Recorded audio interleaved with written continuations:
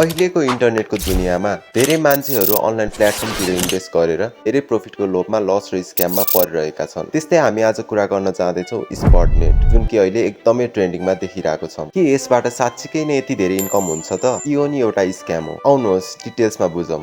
अहिले स्पटनेट जति ट्रेन्डिङमा छ, 5 to 6 मन्थ्स अगाडि एउटा एकदमै ट्रेन्डिङ टपिक थियो किम्बे, जुन कि एउटा अर्निङ वेबसाइट एप नै थियो। यो वेबसाइट यति फेमस हुन थाल्यो कि सजिलैसँग घर बसेको भरमा अर्न गर्न सकिने भन्दै भाइरल हुन थाले सोसियल मिडियामा। यो वेबसाइट एप 2013 मा जर्मनीबाट बनाइएको र एकदमै फुल्ली ट्रस्टेड भन्दै आएको थियो। जर्मनी फाइनेन्सियल टेक्नोलोजी कम्पनी भन्दै गरेको यो वेबसाइट एपको एकदमै ठुलो टार्गेट चाहिँ नेपाल नै परिरहेको थियो। यो वेबसाइटमा VIP, VIP 1, VIP 3 जस्ता प्याकेजेसहरू थिए, जुन हामीले स्टार्टिङ फेसमा नै हामीले पेमेन्ट गरेर किन्नु पर्थ्यो र त्यसको लागि नेपाली थुप्रै एजेन्टहरू थिए।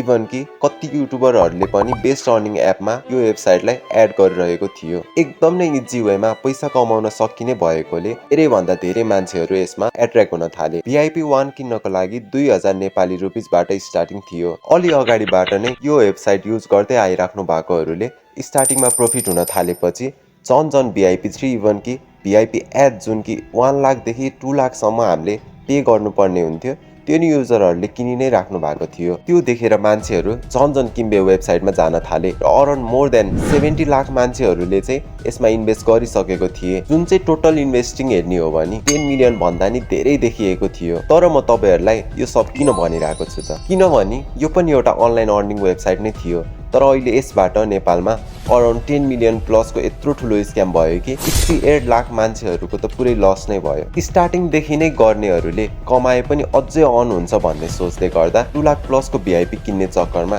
सबै गुमाउनु पर्यो र जुन न्यू युजरहरू थिए उनीहरूलाई सबै लस नै भएको थियो। र अहिले जुन स्पटनेटको हामी हेर्दैछौँ, विभिन्न सोसियल मिडिया टिकटकहरूमा स्पटनेट एजेन्टहरूले यति धेरै इन्कम भइरहेको छ, यति कमाइरहेको छु भनेर जसरी नि देखाइराख्नु भएको छ, त्यो सबै एउटा तपाईँलाई एट्र्याक्ट गर्न र तपाईँलाई त्यो कोर्स प्याकेजेस किनाउनलाई मात्रै गरिरहेको हो। किनभने तपाईँले उनीहरूबाट स्पटनेटको जति पनि कोर्स किन्नुहुन्छ उनीहरूलाई त्यसबाट 90% कमिसन आउँछ र 10% स्पटनेटहरूलाई जाने गर्दछ। तर स्पटनेटलाई स्क्याम फ्रड नै चाहिँ भन्न मिल्दैन। तपाईँले यो वेबसाइटबाट पैसा त कमाउन सक्नुहुन्छ, तर पैसा तपाईँले होइन, जुन स्पटनेटको कम्पनी जुन मल्टिलेभल मार्केटिङ गरिरहेको हुन्छ उसले कमाइरहेको हुन्छ। मल्टिलेभल मार्केटिङ भनेको चाहिँ नेटवर्क बेस्ड मार्केटिङ स्किम्स हो, जुनमा चाहिँ एउटा पर्सनले अरू धेरै मान्छेहरूलाई एड गर्दै आफ्नो अन्डरमा काम गराउँदै नेटवर्क बढाउँदै गइरहेको हुन्छ। जस्तै कि देखिराख्नु भएको छ, म्याक्सिमम मल्टिलेभल मार्केटिङ कम्पनीहरू चाहिँ यसरी नै धेरै नेटवर्क बनाएर धेरै प्रफिट भएपछि भाग्ने गर्छन्। तर तपाईँहरू चाहिँ पछि गएर फस्न सक्नुहुन्छ। जुन स्टार्टिङमा packages, gold packages, silver packages, elite प्याकेजेसहरू मध्ये एउटा किन्नुहुन्छ, त्यो चाहिँ एउटा कोर्सको लागि मात्रै हुनेछ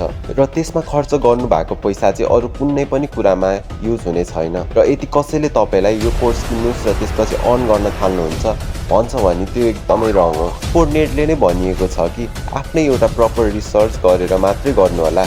यति पछि गएर फ्युचरमा केही हुन्छ, लस प्रफिट, त्यसको हामी ग्यारेन्टी दिन सक्दैनौँ। हामी तपाईँले गर्नुभएको कामहरूको जिम्मेवार छैनौँ भनिएको छ र यस स्पटनेटबाट कोर्स किनेर आफ्नो स्किल्स इम्प्रुभ गर्ने मात्रै हो, जुन चाहिँ तपाईँले युट्युबमा सर्च गर्नुभयो भने अन्य नलेज स्किल्सहरू फ्रीमा नै गेन गर्न सक्नुहुन्छ। That's all for today's videos guys. यदि तपाईँसँग केही क्वेसन छ भने तल कमेन्ट बक्समा गई कमेन्ट गर्नुहोस् र यस्तै इन्फर्मेटिभ भिडियोको लागि मेरो च्यानललाई सब्सक्राइब गर्न नबिर्सिनु होला। फेरि भेट्नेछौँ नेक्स्ट भिडियोमा।